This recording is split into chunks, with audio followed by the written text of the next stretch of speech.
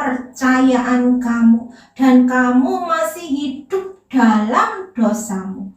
Tetapi yang benar ialah bahwa Kristus telah dibangkitkan dari antara orang mati sebagai yang sulung dari orang-orang yang telah meninggal. Yesus Kristus yang telah mati dan dikuburkan, tetapi Dia tidak tinggal diam dalam kematian. Kubur kosong membuktikan bahwa Yesus Kristus hidup, bahwa kepada Yesus Kristus telah diberikan segala kuasa di sorga dan di bumi. Inilah iman percaya kita kepadanya, bahwa Dia adalah Allah yang hidup, Dia adalah Allah yang berkuasa. Sekalipun mata jasmani kita tidak melihat Dia, tetapi kita tetap percaya kepadanya. Iblis telah dikalahkan, dihancurkan oleh kematian dan kebangkitan Yesus Kristus. Tetapi sebagai orang-orang yang percaya, apabila kita tidak mengetahui kebenaran ini, maka iblis akan mengambil keuntungan dan kesempatan untuk menguasai kita. Baik hati, pikiran, emosi kita dikuasai oleh iblis.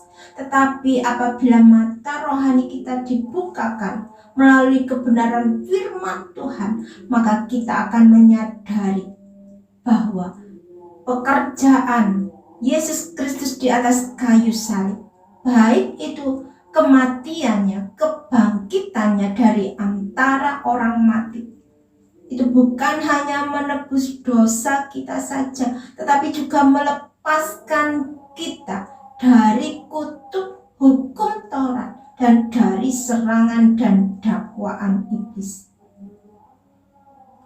Bukti bahwa Yesus Kristus hidup dan bangkit dari antara orang mati, bahwa setelah kebangkitannya Tuhan Yesus telah menampakkan dirinya kepada murid-muridnya.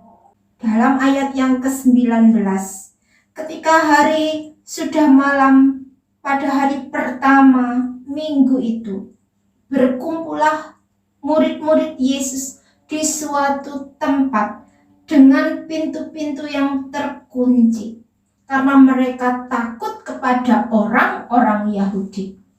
Pada waktu itu, datanglah Yesus dan berdiri di tengah-tengah mereka dan berkata, "Damai sejahtera bagi kamu."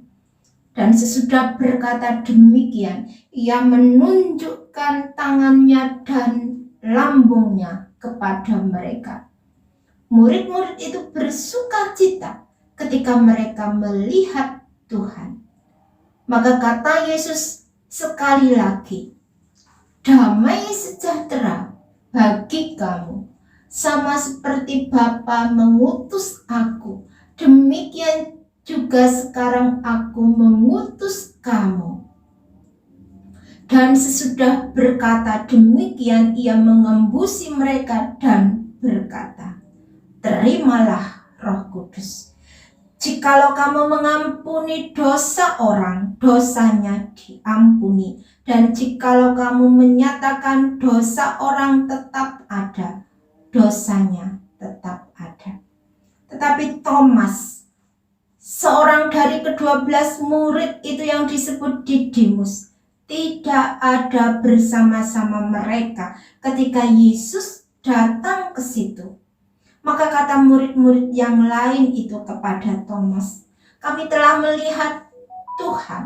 Tetapi Thomas berkata kepada mereka, "Sebelum aku melihat bekas paku pada tangannya, dan sebelum aku mencucukkan jariku ke dalam bekas paku itu, dan mencucukkan tanganku ke dalam lambungnya, sekali-kali aku tidak percaya." 8 hari kemudian, murid-murid Yesus berada kembali dalam rumah itu, dan Thomas bersama-sama mereka. Sementara pintu-pintu terkunci, Yesus datang dan ia berdiri di tengah-tengah mereka dan berkata, "Damai sejahtera bagi kamu." Kemudian ia berkata kepada Thomas, "Taruhlah jarimu di sini dan lihatlah tanganku. Ulurkanlah tanganmu dan cucukkan ke dalam lambungku, dan jangan engkau tidak percaya lagi, melainkan percayalah." Thomas menjawab dia, "Ya Tuhanku dan Allahku." Kata Yesus kepadanya, "Karena engkau telah melihat aku, maka engkau percaya. Berbahagialah mereka yang tidak melihat, namun percaya." Diceritakan di sini keadaan murid-murid Yesus pada waktu itu. Mereka diliputi ketakutan kepada orang-orang Yahudi. Dan rasa takut itu bukan berasal dari Allah, tetapi dari iblis. Sebab Allah memberikan kepada kita bukan roh ketakutan, melainkan roh yang membangkitkan kekuatan, kasih, dan ketertiban. Dan pada waktu itu juga Yesus menampakkan dirinya kepada murid-muridnya dan berkata, "Damai sejahtera bagi kamu." Lalu Yesus menunjukkan tangannya dan lambungnya kepada murid-muridnya, dan mereka semua percaya dan bersuka cita ketika mereka melihat Tuhan Yesus. Lalu sekali lagi Yesus berkata kepada mereka, "Damai sejahtera bagi kamu. Sama seperti Bapa mengutus aku, demikian juga sekarang aku mengutus kamu." Lalu Yesus mengembusi murid-muridnya dan berkata, "Terimalah Roh Kudus." Iman timbul dari pendengaran akan firman Allah. Karena firman Allah itu hidup dan berkuasa. Langit dan bumi akan berlalu, tetapi firman Allah akan tinggal tetap untuk selama-lamanya. Puji Tuhan. Abraham disebut sebagai bapak orang beriman, karena Abraham percaya sekalipun ia tidak melihat. Abraham melakukan dengan taat apa yang Allah minta kepadanya, itu dengan mengorbankan anaknya yang tunggal, yaitu Ishak, kepada Allah.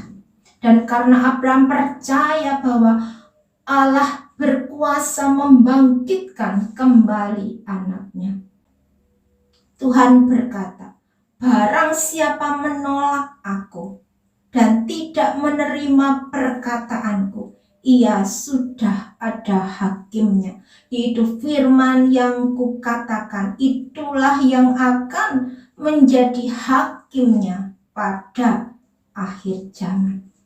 Jadi dengan menolak firman Tuhan sama dengan menolak Yesus Kristus.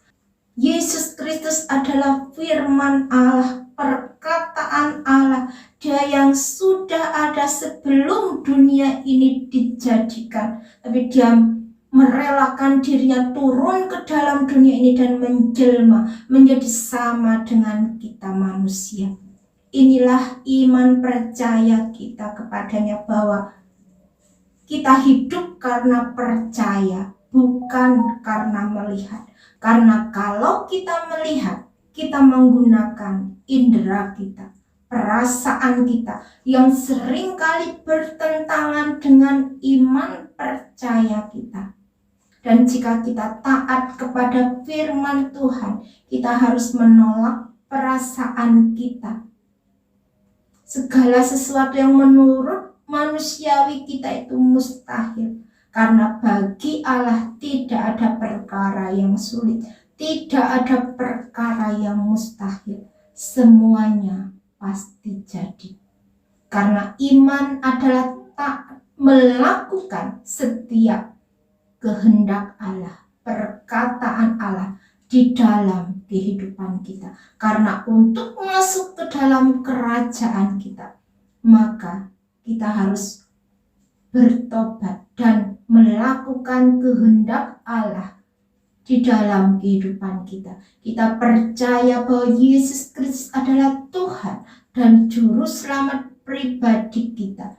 Bahwa kita percaya dengan segenap hati dan kekuatan kita bahwa Yesus Kristus telah mati untuk kita supaya kita hidup bukan lagi untuk diri kita sendiri, tetapi untuk Dia yang telah merelakan dirinya mati ganti kita. Puji Tuhan, berbahagia setiap kita yang percaya sekalipun kita tidak melihat Allah, karena Allah memperhitungkannya kepada kita sebagai kebenaran. Kiranya firman Tuhan boleh menjadi berkat dan kekuatan bagi kita semua. Tuhan Yesus memberkati. Terima kasih Yesusku, terima kasih Yesusku, puji syukur hanya bagi Tuhanku. Terima kasih Yesusku, terima kasih Yesusku, puji syukur hanya bagi Tuhanku. Terima kasih Yesusku, terima kasih Yesusku, puji syukur hanya bagi Tuhanku. Terima kasih Yesusku, terima kasih Yesusku, puji syukur hanya bagi Tuhanku. Ini doa dan permohonan kami kepadamu Bapa. Kiranya tambahkan iman percaya kami kepadamu Bapa. Sekalipun mata jasmani kami tidak melihat Engkau, tapi kami percaya Engkau ada hadir, oh Tuhan, dalam setiap kehidupan dan penghidupan kami Bapa. Engkau senantiasa memperhatikan, menolong, menyertai, oh Tuhan, kami semuanya Bapa. Oh Tuhan, terima kasih Bapa, terima kasih Tuhan. Terima kasih buat iman percaya Engkau berikan dalam kehidupan kami. Kiranya sampai Engkau datang pada kali yang kedua, kami tetap didapati setiawan dan kami tetap percaya dan berharap hanya kepadamu saja Tuhan, bahwa Engkau Yesus Tuhan dan Juru Selamat di dalam kehidupan kami. Terima kasih Tuhan. Ini doa dan permohonan kami yang kami imani dan kami peralaskan hanya di dalam nama Tuhan Yesus Kristus yang menjadi Tuhan dan Juru Selamat kami. Kami sudah berdoa dan mengucap syukur. Haleluya. Amin.